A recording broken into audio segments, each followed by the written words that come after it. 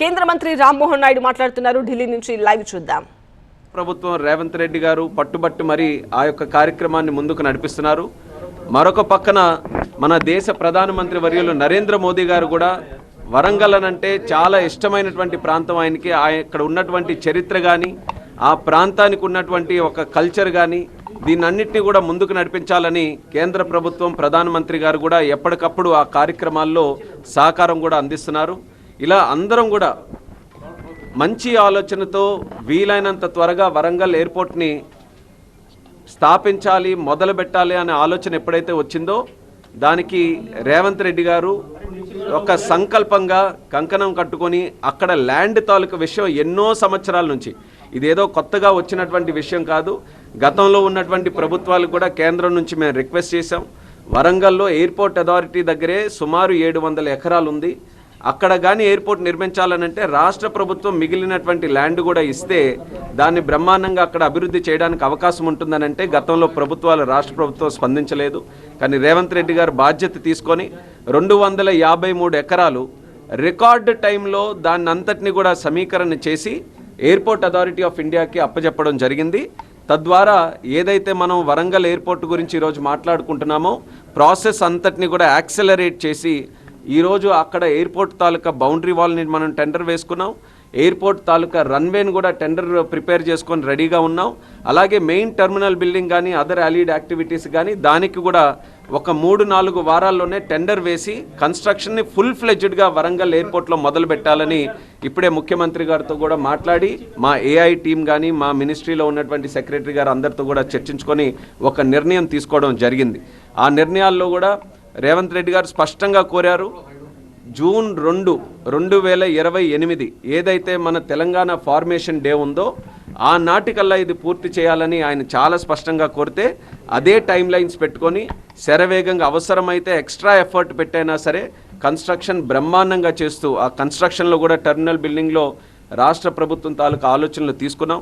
మీకు తెలుసు, మోదీ గారు వచ్చిన తర్వాత గత 12 సంవత్సరాలుగా ఏవైతే సుమారు 90కి పైగా ఎయిర్పోర్ట్లు మన భారతదేశంలో మనం నిర్మించామో ప్రతి ఒక్క ఎయిర్పోర్ట్ కూడా స్థానికంగా ఉన్నటువంటి అక్కడ కల్చర్ని, అక్కడ ఆర్ట్స్ని, అక్కడ ఉన్నటువంటి లెగసీని వీటన్నిటిని కూడా ఇంక్లూడ్ చేసి ఆ ప్రాంత ప్రజలకి ఎయిర్పోర్ట్ని చూస్తే ఒక ప్రైడ్ ఫీలింగ్, ఒక గర్వంగా ఉండే విధంగా అక్కడ ఆర్కిటెక్చర్ని అంతటిని కూడా ఇన్వాల్వ్ చేశాం.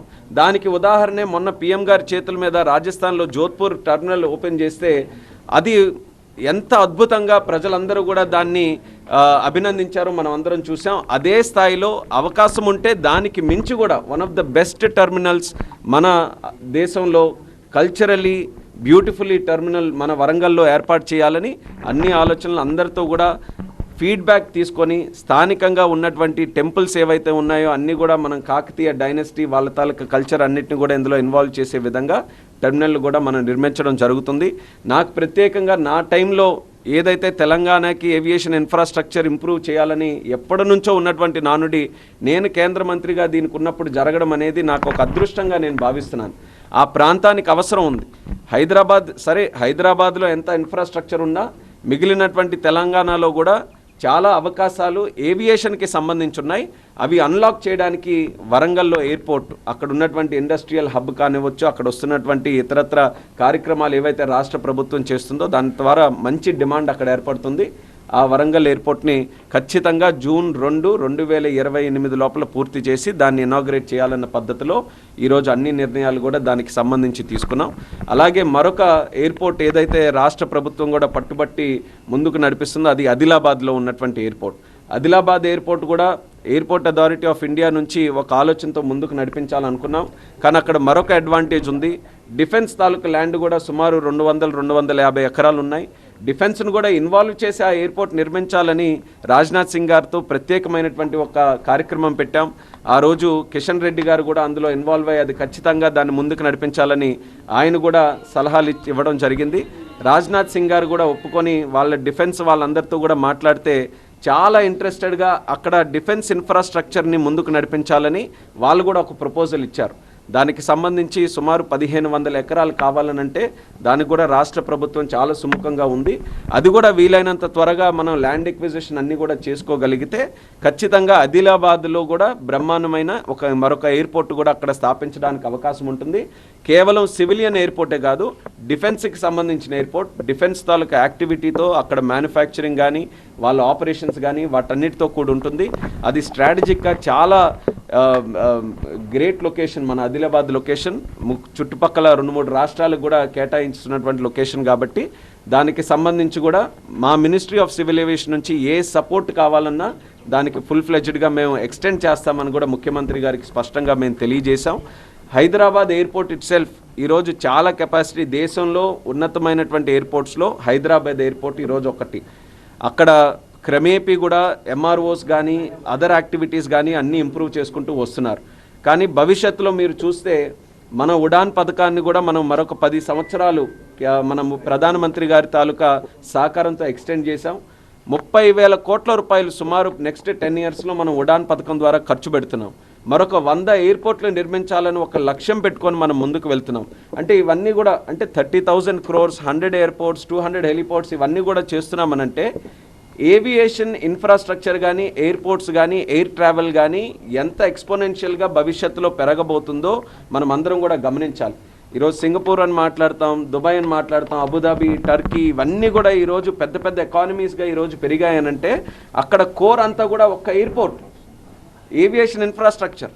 దీనివల్ల ఆ ఎకానమీస్ అన్నీ కూడా మల్టీఫోల్డ్ గత 20-30 సంవత్సరాలుగా గ్రో అయ్యాయి. ఆ కెపాసిటీ, ఆ పొటెన్షియల్ ఈరోజు భారతదేశంలో ఉంది. అది అన్లాక్ చేశారు మన నరేంద్ర మోదీ గారు. ఈరోజు ఆ యొక్క కెపాసిటీ రాష్ట్రాలు కూడా రియలైజ్ అయ్యి మా ప్రాంతాల్లో మరిన్ని ఎయిర్పోర్ట్స్ చేయాలని ఈరోజు వాళ్ళు కూడా చాలా ఫుల్ ఫ్లెడ్జ్డ్గా ముందుకు వస్తున్నారు. దాన్ని అభినందిస్తున్నారు రాష్ట్రాలన్నీ కూడా. ఎందుకనంటే ఈరోజు ఇండియా అచీవ్ చేసినటువంటి సక్సెస్ ఏవియేషన్లో దాంట్లో ప్రధానమైన భాగం రాజ్యాల తాలూకుది ఉంది. వాళ్ళు సపోర్ట్ చేసుకొని స్టేట్స్ కూడా ముందుకొచ్చి ఇందులో పార్టిసిపేట్ చేశారు కాబట్టి చేశాం. భవిష్యత్తులో అదే తరహాలో చేసి ఇండియాని ఏవియేషన్కి వరల్డ్లోనే ఒక హబ్గా క్రియేట్ చేయాలన్నది మోదీ గారి తాలూకు ఆలోచన. దాన్ని సంపూర్ణంగా వికసిత్ భారత్ 2047 కప్పడాల్లో మనం పూర్తి చేస్తాం. దాంట్లో స్టేట్స్ ఇదే రకంగా తెలంగాణ ఎంత ఫాస్ట్గా ఈరోజు రెస్పాండ్ అయ్యి ఈ యొక్క కార్యక్రమాల్లో పార్టిసిపేట్ చేస్తుందో అలాగే మిగిలిన కూడా స్టేట్స్ అన్నీ కూడా చేస్తే ఇంకా శరవేగంగా మన లక్ష్యాలను చేరుకోవచ్చు. అలాంటి సహకారం అందిస్తున్నటువంటి రేవంత్ రెడ్డి గారికి మినిస్ట్రీ తరపున, కేంద్ర ప్రభుత్వం తరపున నా ధన్యవాదాలు తెలియజేసుకుంటున్నాను. ఎందుకనంటే మళ్ళీ చెప్పాలనంటే ఎయిర్పోర్ట్ తాలూకా ల్యాండ్ ఎక్విజిషన్ ఒక చరిత్రలాగా జరిగింది. అంత ఫాస్ట్గా ఎప్పుడు కూడా మేము కూడా అనుకోలేదు అంత ఫాస్ట్గా ఎవరైనా చేసిస్తారని. కానీ ఇచ్చిన మాట ప్రకారం 1 ఎకరా కూడా తక్కువ లేకుండా అంతటిని కూడా పూర్తి చేసి మాకు అప్పచెప్పడం జరిగింది. ఇక మా బాధ్యతను కూడా సక్రమంగా నిర్వర్తించి వరంగల్ ప్రజలకి మరి ముఖ్యంగా ఆ ప్రాంతంలో ఉన్నటువంటి వారందరికీ కూడా మళ్ళీ హామీగా తెలియజేస్తున్నాం. వన్ ఆఫ్ ద బెస్ట్ ఎయిర్పోర్ట్స్ని వరంగల్లో నిర్మించడానికి రాష్ట్ర ప్రభుత్వం, కేంద్ర ప్రభుత్వం అందరం కూడా సమిష్టిగా కృషి చేస్తున్నాం.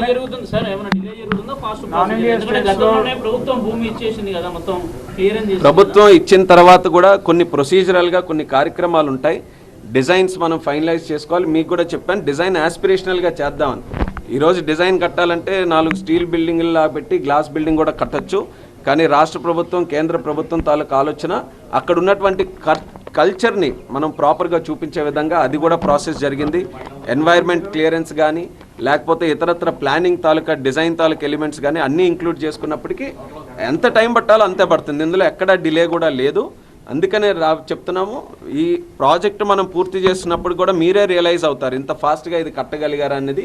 ఆ ఒపీనియన్ తీసుకొని వచ్చే విధంగా మేము నిర్మిస్తాం.